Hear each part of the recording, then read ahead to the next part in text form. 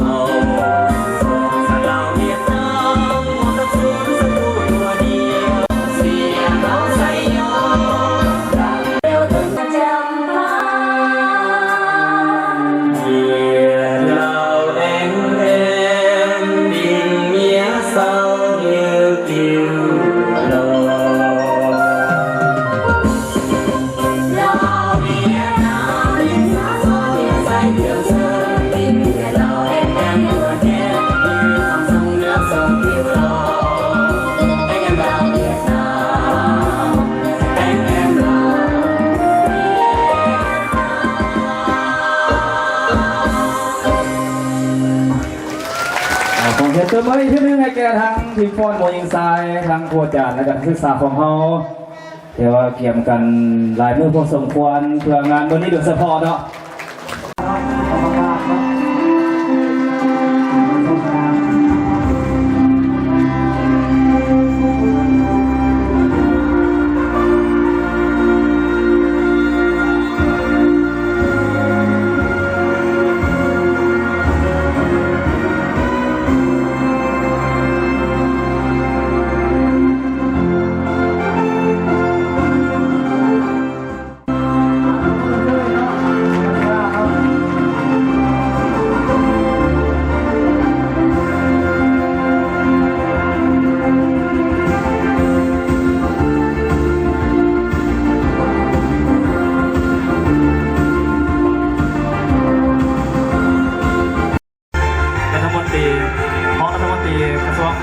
ในการสื่อสารเนาะและทำตอนนี้โทรแสงทองโทร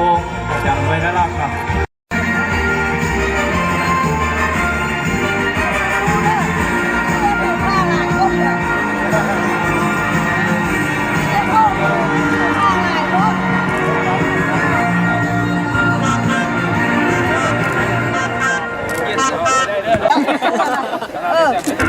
เขาเล่นก็นั่งเลยเขาถือป้าลายคนนักกีฬาของเขากับทั้งสองทีมกับฟิตเต็มถังเนาะหรือว่าซ้อมมาใส่มือนี่เดือดสปอร์เนาะสิ่งขันทางเวลาสถาบันกันเมื่อกับพวกแห่งชาติข้างพีซิปแล้วก็วันโทรคมโลกเนาะสำเร็จแล้วว่า3 วันประวัติศาสตร์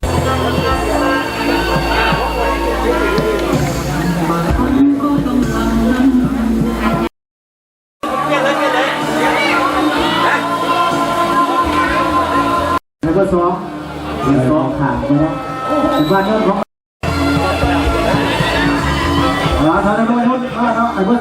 11จับไปดอกก็ทั้งหมดเรา เป็นการเปิดไปหน้าประตูที่นู่นเลยนะลุงนี่เป็นการกดดันทางนักกีฬาของนักศึกษาเปิดไปจุดน้ำพองลุงนี่แต่กระพานั้นจากข้าตาส่งจากแสงจันทร์ต่อมาทางจากทวารจากทวารส่งขึ้นมาทางจากแสงจันทร์ขึ้นจากแสงจันทร์ยังผมมีแต่ว่าส่งแน่นอนหลวงใส่พวกเรามาเซ็ตพวกเราเสีย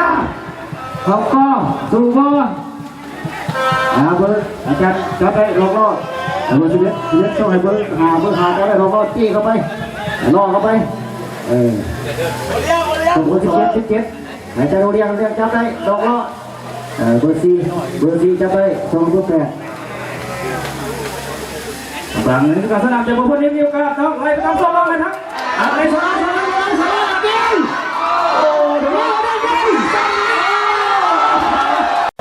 นี้บอกข้าวเดี๋ยวก่อน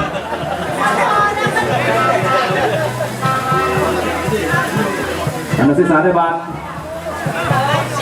วันนี้เรียนนักศึกษาอยู่ทั้ง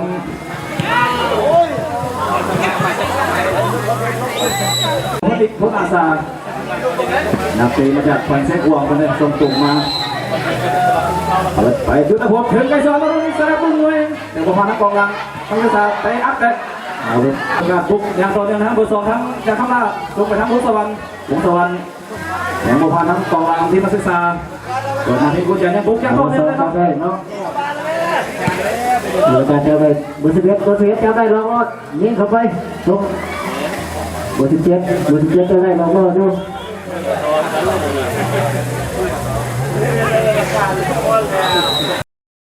ที่จะดูเป็นอัดตัว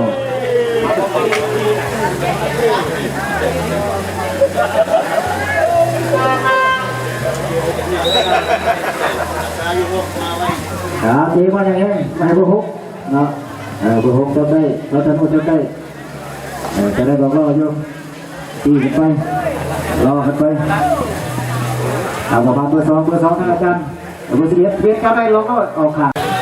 บอลเนื้อของนักศึกษาเบอร์11ลงไปทางเบอร์17ผ่านบอลนี่เบอร์17เข้ามาทำไมไปยิงบอลยิงในหน้าประตูเนาะการบอกว่าจะได้บอลลงไปเองด้วยเนี่ยรวมอย่างเดียวกันส่วนการเราเตะบอลผ่านเบอร์2ทางทีมนักศึกษา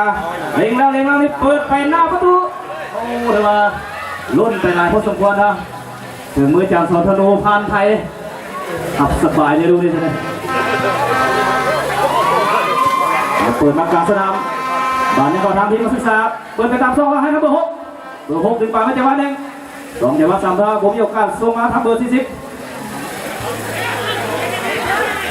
วัดจะไหนเนาะโอ้วัดไหนวัดไหนมาเห็นเยอะมาเห็นแล้ววัดไปประตูโอ้วัด6จัดได้เด้อของนักศึกษาเปิดไป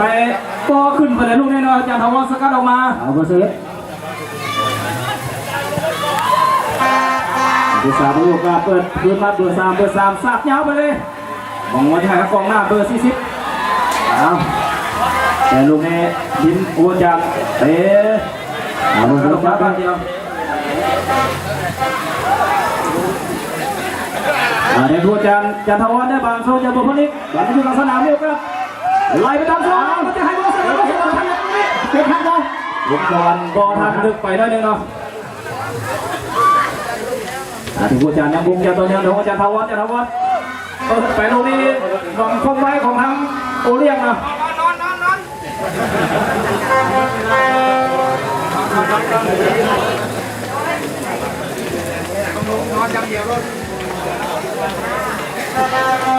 จันทวารเอาบานลงเดี๋ยวจะมาไปแล้วเนาะ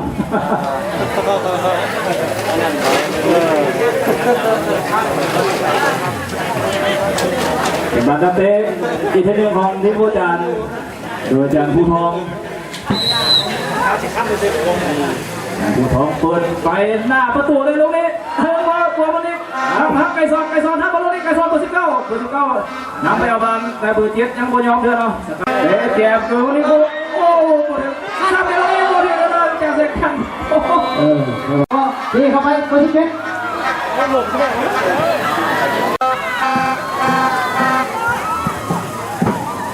ผ่านการแข่งขันกัน เสมอกัน0-0อยู่เนาะในครึ่งเวลาทดยิบทางอาจารย์จะได้เบอร์7จะได้ส่งให้เบอร์7จะได้อยู่ส่งให้เบอร์17จะไปนี่เข้าไปว่าจะได้ออกขาเบอร์40จะได้อยู่ส่งเอาเบอร์17จะได้มาศึกษานี่เข้าไปว่าจะได้กินหรือเปล่าเป็นการโยนของนักศึกษาโปรโต17เย้เข้าไปแล้วเบอร์10ทั้งเบอร์6ว่ะส่งให้เบอร์10ยิงเข่าอย่างสวยงามเนาะนะดูอาจารย์คำเมืองเสียลักไปเดิมเมื่อกี้เนาะเสียจังหวะไปรอเข้าไปสุกยิงเลยยิงเลยครับเบอร์8รอไปอยู่ยิงเข้าไปอยู่ว้าว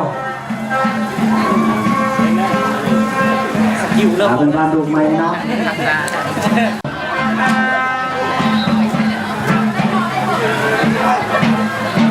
จะยิงเลยบอลหรือจะพานลูกนี้เนาะ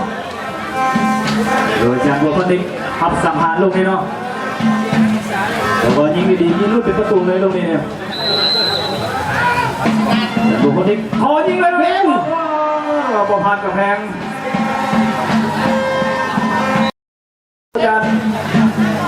เปิดมาจุนภพเจ้าบัวทอดเลยเนาะผ่านทางนี้อาจารย์เบอร์17ได้บาลที่กลางสนามใครพอสมรสพโลผ่านกองกลางได้ปะเขาเมืองการเตี้ยกันนอกสนามที่สกตผ่านแล้วยิงเข้าไปยิงระเบิดเบอร์10มาท่านเนาะเทคนิคนี่ผู้สู้ไอ้นี่มาเรื่องไว้ผู้สู้ทำเรื่องก่อนไป2-3จังหวะมันก็ยังนำมาถึงสนามทั้งไก่ซอนสมมาวุ้สวรรค์ขึ้นมาได้โตขึ้นไก่ซอนจี้บานไปส่งไปตามส่งว่างให้นะ17โอ้จะมีบรรทุกกันนะแต่พอผ่านนั้นออกนังโอ้จะเสียจังหวะไปก็เข้าใจกันแล้วระวังทั้งถูกพยาบาลเลยแค่ประจับสนามเอาผู้กำงานเลยนะโอ้ผมเป็นผู้กำงานพอทันแล้วเอาน้องซ้ายไปประตูพยาบาลเบื้องต้นก่อนนะซอกหัวเข้าสกัดทิศกันให้เราให้น้องสาวเขาเนาะอยู่บ้านยังของน้องสาว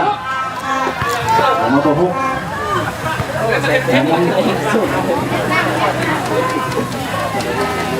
ได้เป็นประโยชน์เนาะมีแข่ง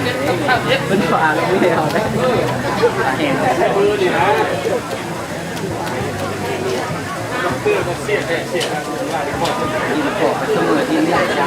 บอร์เกอร์ลินย้อนขอบเปลี่ยนออกหลายเอาประทานกันเองเนาะเอาค่อยๆเนาะสำคัญกีฬามีแพทย์พิษณะ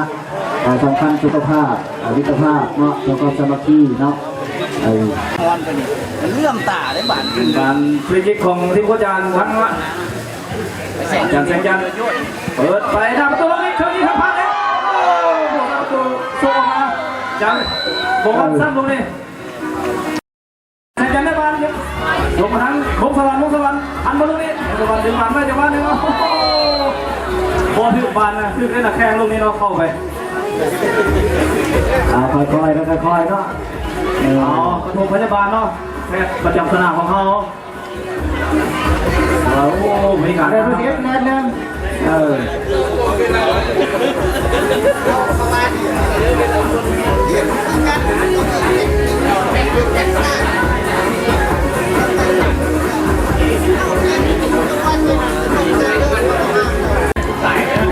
เปิดไปนะประตูนี้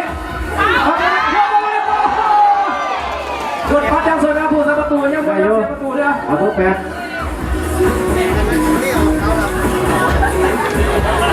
ไปลงมาขอทางนี้ก็ตามเลยพี่น้องระวังตรงไหนนะทำมา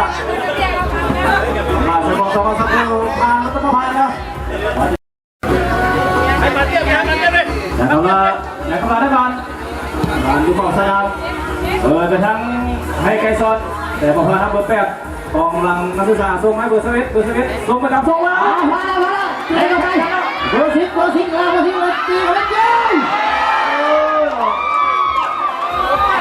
ไอ้บอลเข่าเข้าไปรอเบอร์11อาจารย์จะได้ลงรอดจี้เข้าไปรอไปอยู่เบอร์11ส่งหน้ามาบุพานเบอร์8หัวชี้ออกมาเบอร์10อาจารย์จะได้เบอร์7เราก็ลองรออยู่ต้องเอาเบอร์2ไปนั่งลองรออยู่เบอร์7จะส่งให้เบอร์2เบอร์2ยังเดินอยู่ฝาดเงาเข้าไปโลทางเบอร์8เบอร์40จำได้เราก็แปลว่าอย่างไรบอลบานโอ้มาให้โอ้โห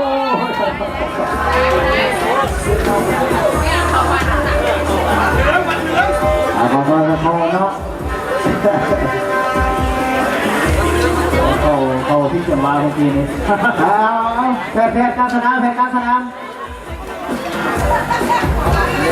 อาจารย์ภูมิไปปฐมพยาบาลเนาะแต่บุคคลอีกโอ้คนเนี่ยมาที่ผ่านมาเลยได้ไปผ่าตัดได้เรื่องแล้วเนาะเราผ่าตัดเป็นเรื่องธรรมดาสำหรับนักกีฬาบาสเกตของเขา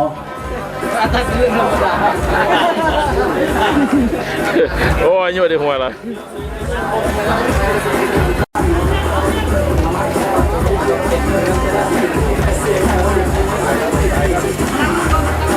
เกมยังไงอยู่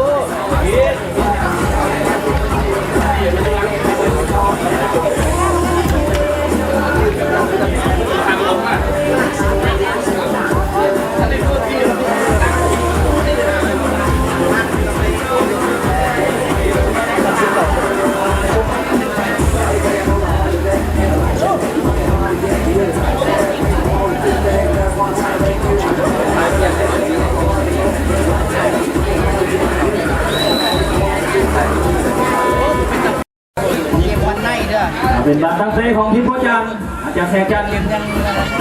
เปิดไปลุกพบจะได้มาตรงนี้ลุกพบไปหน้าประตูสักแล้วดูไปหน้าประตูให้ปากประตูเด็ดขาดเลยนะบอลล้อมง่ายๆเลย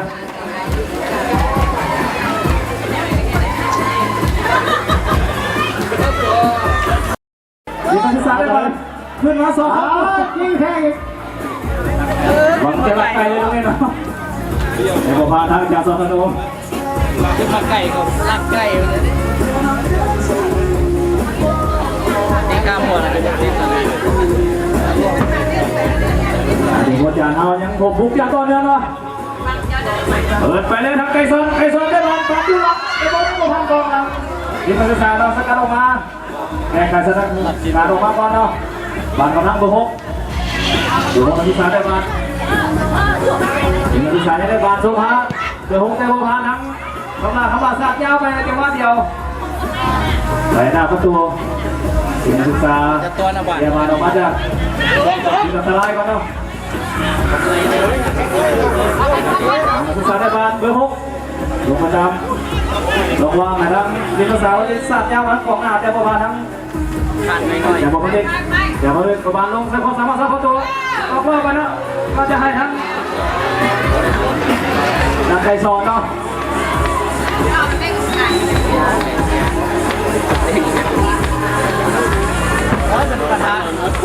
เริ่มแล้วเนาะ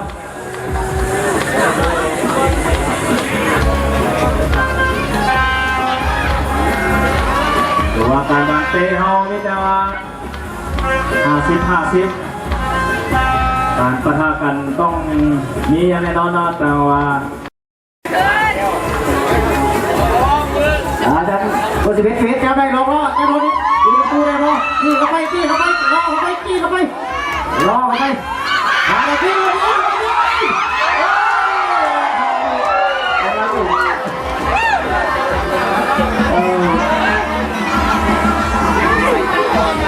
โคจาน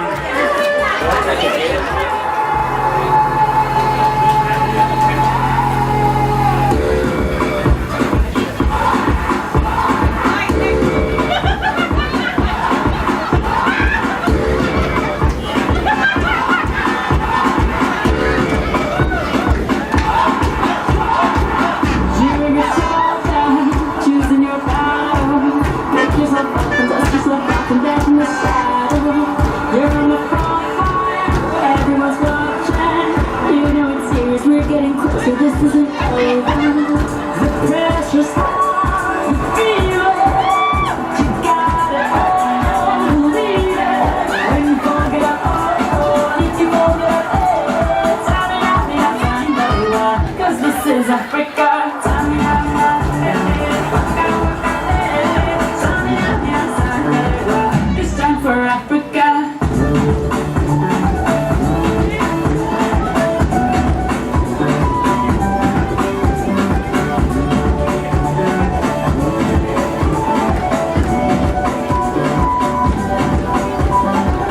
Listen to your life, this is our life. Your time to shine, so we're lighting up the door. People are raising their expectations. Go and feed them, this is your moment, no hesitation. Today's your day, I feel it.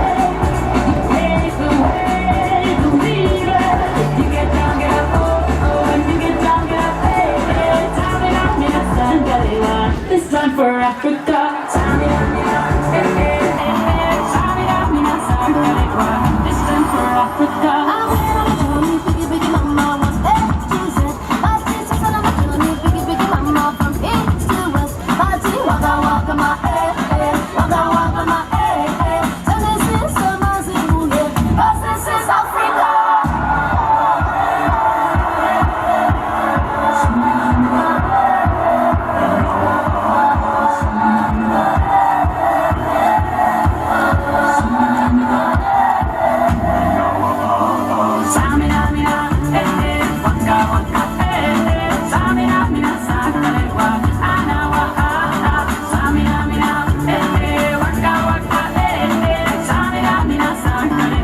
This time for Africa. Tango,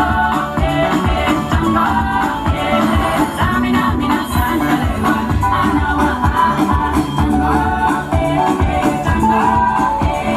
Samina, mina, sangalewa. Anawa, this time for Africa. This time for Africa. We're all Africa. Africa.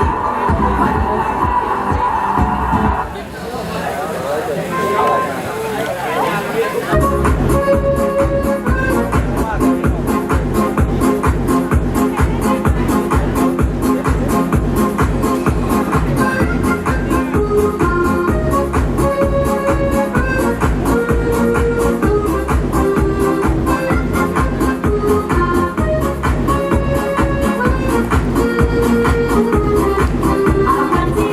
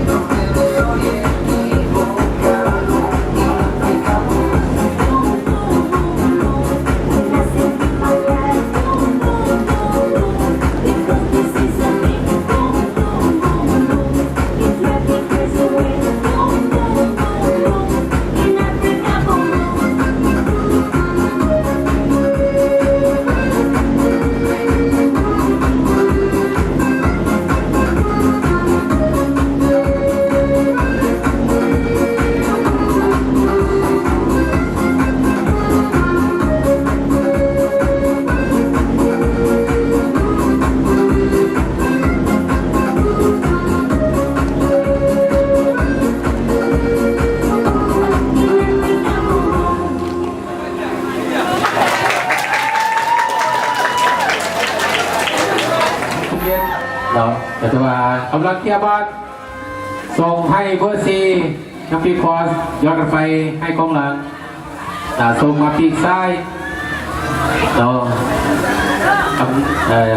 ส่งให้เบอร์ซีให้นึงโคจักส่งเข้าไปให้จันเสกจันประเทศกำลังรอกับพุทธสู้โยตะวันตรงนี้ยนจะกำลังรอว่าทางอาจารย์โยได้บอลตรงนี้เนาะจะมาคนนักโยปิดบอลโยนให้เขาเล่นกับตัวเองกลับขึ้นมาทางเบอร์เทสทางอาจารย์เสกจันเราโยนทางไปซ้ายจะถือสกัดกันทางปริญญาโทเป็นบอลออกเราเป็นบอลโยนของทาง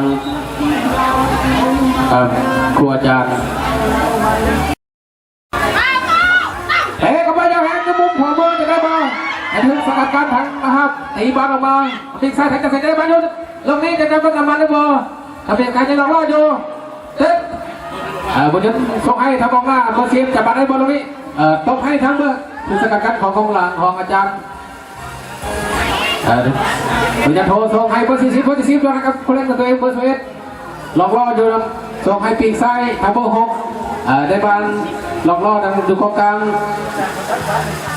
ส่งกลับไปให้กองหลังอีกทีนึงหลอกล่ออยู่ตะปีกซ้ายถึงสกัดกันลาบานีเบอร์40ได้บอลอีกทีนึงปริญญาโท17นอนเบอร์คนตัวสู้เลี้ยงบอลเข้ามาตรงนี้ยังนำบอลไปดูแต่ว่านักข้ามตะโกนจานออกมาจับบอลยังจงงามนอกลูรีเตะบอลเข้าไปยังแหกกลางสนามจะได้บอลบอลจะถือพันปริญญาโทส่งให้คนเรียกเรียนตั้งปีซ้ายปีขวาบุญส่งยืนได้บอลโยนส่งให้คนเรียนเองเนาะคือสกัดการทางทิศหลังครัวจันอาจารย์บอลส่งให้คนเล่น16ไปเบอร์2เบอร์2เตะบอลไปทางไหนฮะบอลตีออกมาตัวกองหลังสกัดกันทิ้งข่ายขบวนกันสามารถตีประตูมา2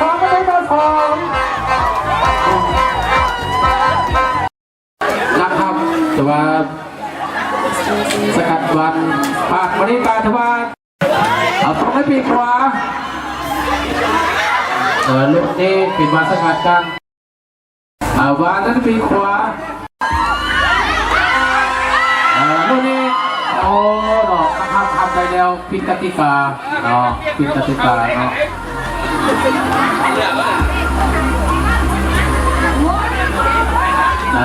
แต่ว่าลูกนี้ปิดบอลตั้งตี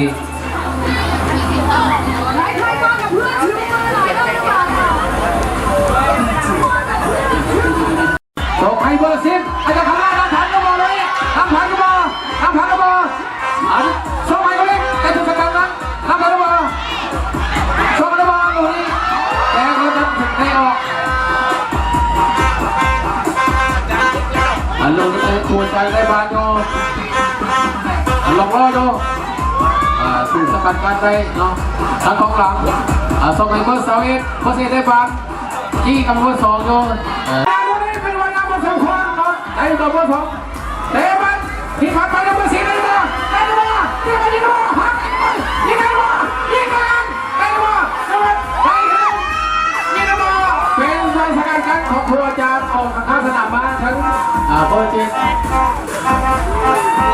อาจารย์เซนชันส่งให้ทางอาจารย์กำลังเบอร์10ลงล่อกับเบอร์11คนสเปนของอังกฤษได้บันลงล่อโยลงล่อได้โยนออกคนสเปนบอลขึ้นมาลงล่อกับลงล่อโยส่งได้ด้วยส่งได้ด้วยเปลี่ยนบอลออกเอา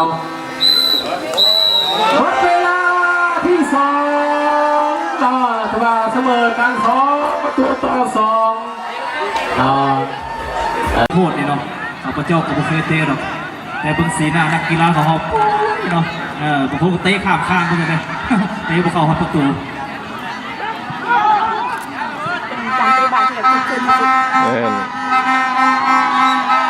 ใครส่งโควิดนี่แหละเขาก็บริสุทธิ์แล้ว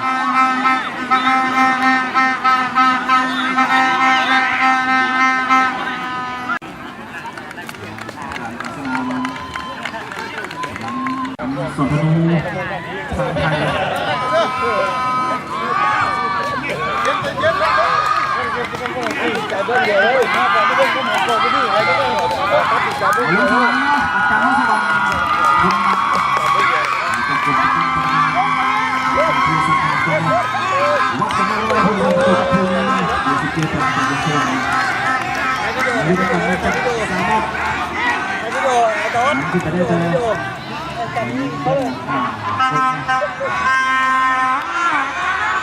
เก็บตัวได้น้อยอั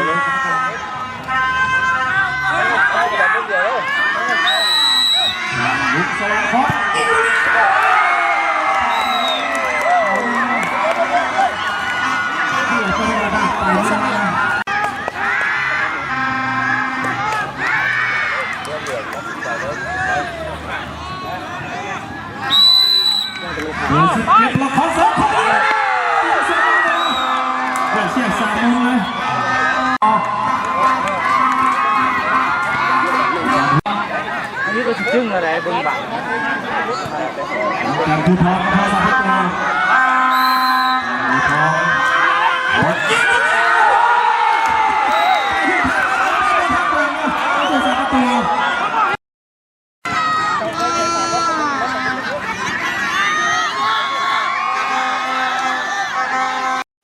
เอามาลุ้นว่าเบอร์6สิงห์ธนูเนาะจะสังหารได้หรือเปล่าลูกที่สองวัดกันระหว่างสิงห์ธนูครับสอนธนูเนาะหัวสมาดูสอนธนูดูฮุกสิงห์ธนูหัว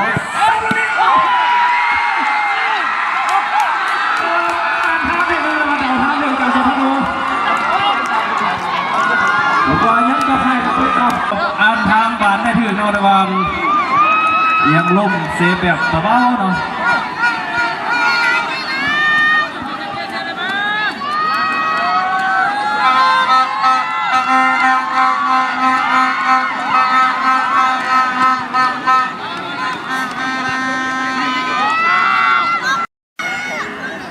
เอาผู้ที่สามทิพย์ผู้จันอาจารย์บัวพนิกพ้นอาสาเนาะ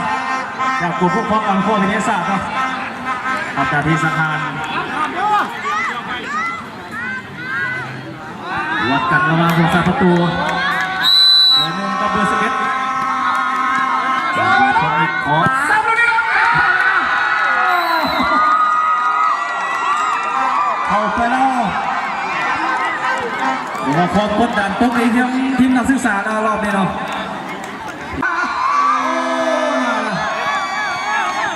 รุ่นน้ำกันปีได้ยิงจุดโทษเนาะให้กรรมการเป่าเจ้าแน่นักเรียนผมว่านี่คือแหละผมเดี๋ยว40ขอยิงตรงนี้ก่อนขอยิงจากลูกเลยเนาะ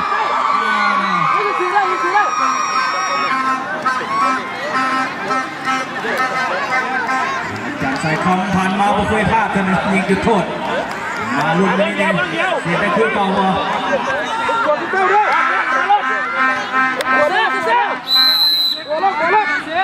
สายครับยิงไปลูกนี้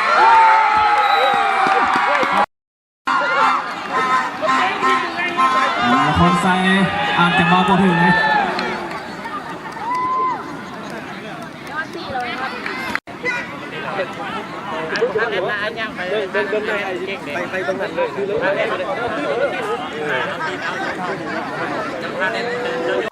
วัดเลยรอจินดารากับสอนธนูจินดาราคนยิงลูกนี้โอ้โหขาตายเลยนอกจากสอนธนูเนาะไปไม่ถึงทางเลยโอ้โหจะไปทางใดอาจารย์แสงกันเนาะถือว่าภาพเข้าหวังไว้นะอาจารย์แสงกันนะเนาะทีมโคจันยิงได้เป็นชนะเลยคนยิงได้เนาะยิงได้เป็นเอาถ้วยพี่ฟ้าเวิร์ดคัพไปครองเลย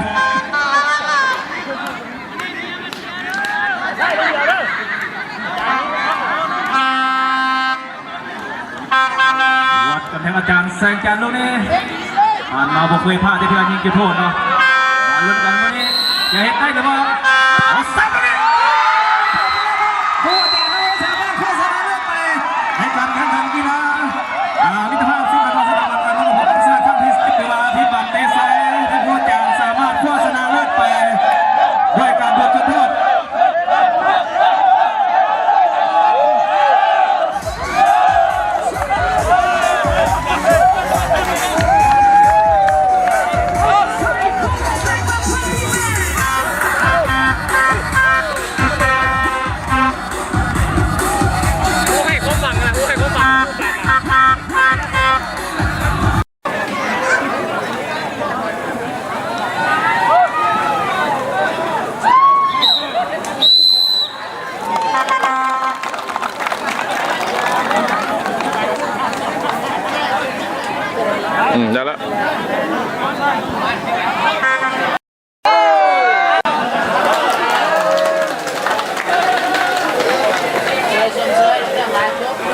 นามครบรอบ 45 ปี และเฉลิมฉลองปีสามัคคีมิตรภาพลาวเวียดนามครบรอบ 22 ปีอย่างเป็นขบวนพดฟื้นพวกเขาก็ได้สุ่มใส่เฮ็ดสำเร็จหน้าที่การเมืองของตนอย่างดีเพื่อเริ่มเข้าสู่บรรยากาศอันฟดฟื้นมวลซืนภายหลังได้รับผลกระทบจากการแพร่ระบาดของพยาธิโควิด -19 เป็นระยะโดนนานพอสมควรบรรดาท่านที่เคารพนับถือโดยปฏิบัติตามแผนการเคลื่อนไหวและผลสำเร็จตัวจริงของขบวนการแข่งขันที่ได้กำหนดไว้ภายใต้การนำพาของคณะพักคณะนักแต่ละขั้นและนักศึกษาทุกคนทุกระบบมาถึงเวลานี้การแข่งขันก็ได้จบลงแล้วถึงว่าจึงจะได้จัดตั้งพิธีปิดการแข่งขันเยี่ยมบรรดาท่านในคณะสมเสยบรรดาท่านที่เคารพนับถือและฮักแพงทั้งหลายเพื่อเป็นการแจ้งผลของการแข่งในขณะนำของสถาบันการเมืองและการปกครองแห่งชาติชนะเลิศประเภทหนึ่งทีมพนักงานครัวจานหนึ่งทีมห้องชนะเลิศประเภท2อนุปริญญาหุ่นที่19ทีม2ทีมห้องชนะเลิศประเภท3นักศึกษาปริญญาโท17ห้องก่อทีม3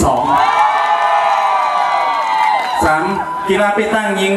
มีทีมเข้าร่วมการแข่งขันทั้งหมด12ทีมมี3รางวัลผลการแข่งขันมีดังนี้ทีมชนะเลิศประเภท1ปริญญาโทหุ่น47ห้องขอทีมห้องชนะเลิศประเภท2ปริญญาโทหุ่น17ห้องก่อทีมห้องชนะเลิศประเภท3ทีมอนุปริญญาหุ่น19ทีม1 4กีฬาเปตันผสมสายยิงมีทีมเข้าร่วมแข่งขันทั้งหมด12ทีมมี3รางวัลผลการแข่งขันมีดังนี้ทีมชนะเลิศประเภท1ทีมพนักงานครัวจานทีม1ทีมห้องรางวัล ประกอบกันได้ประกอบกันได้ วัดกันเองเด้อโอ้หลายดอก5 ล้านกว่านี่จับแล้วกันเอาแจมครับจับเลยคุณจับได้แล้วจับร่วมจับร่วมกัน ให้เกียรติไทยมุมรวมสะกอนนะ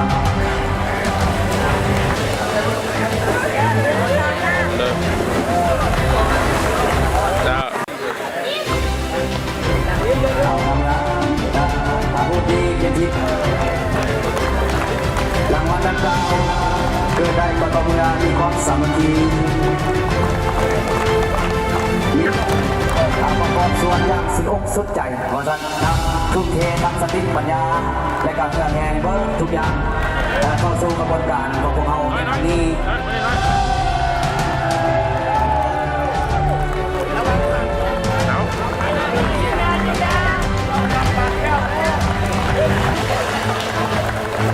ได้แล้วเจ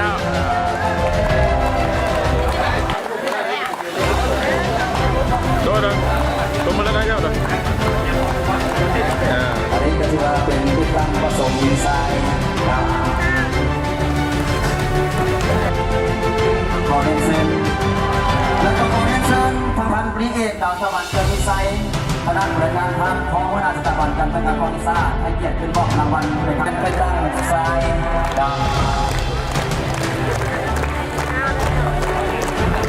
สองมือกันเนาะ2 มือกัน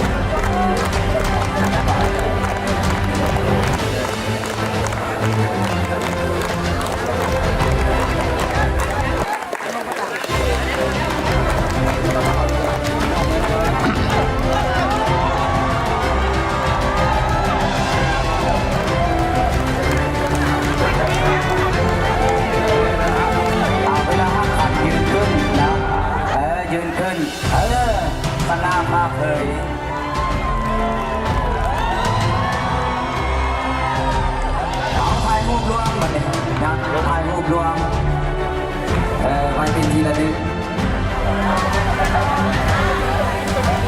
สุดดีเพื่อพี่น้องน้องและอันดับต่อไปของมอบเป็นประเภทกีฬาอาเกตังไซมี3 รางวัลได้แก่รางวัลที่1ของเงินปริญญาโท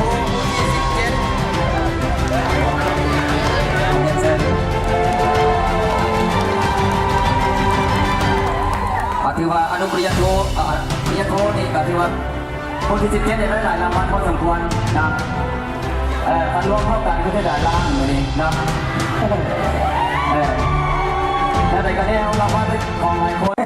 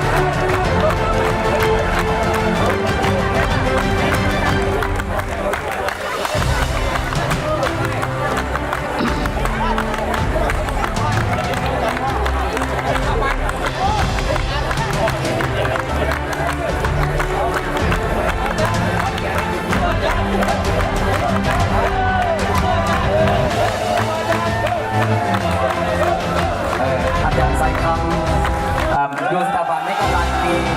ทางเขาได้จัดขัดเที่ยวเดียวนี่แหละขอเสียงดังๆอีกว่านึงมันว่านักศึกษาเอาไปเบิร์ดกว่าสันนั่นอีกกันเงินนับเลยยังสูงในแก่ประดานแค่นะแต่ว่าทางคณะกรรมการนั้นก็บอกว่าอะไรมอบรางวัลไปเทียบห้อยฉะนั้นเพื่อให้ไทยพิธีของพวกเราในครั้งนี้ได้ไปเลยความหมายอันลึกซึ้งและเป็นทิศในการจัดตั้งปฏิบัติในปีต่อไปขอให้เป็นเกียรติเชิญทางของศาสตราจารย์พงศ์พักแสนกรรมการองค์การท่านเลขาธิการงานท่านหัวหน้าสถาบันขอมาเฮียนประดาสายในคณะพัฒน์คณะมวยการโรงเรียนที่นับถือบรรดาสหายคณะพิศอบ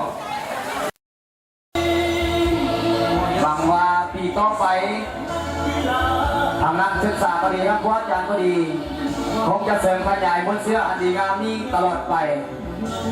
พร้อมการสืบต่อเข้าสู่กระบวนการต่างมือนี้เป็นมือเปิดสระในการล้ำมุ้งสามัคคีน้องกันทั้งพนักงานและกับครูอาจารย์เนาะคณะยกโป้เย้รถอ่ะ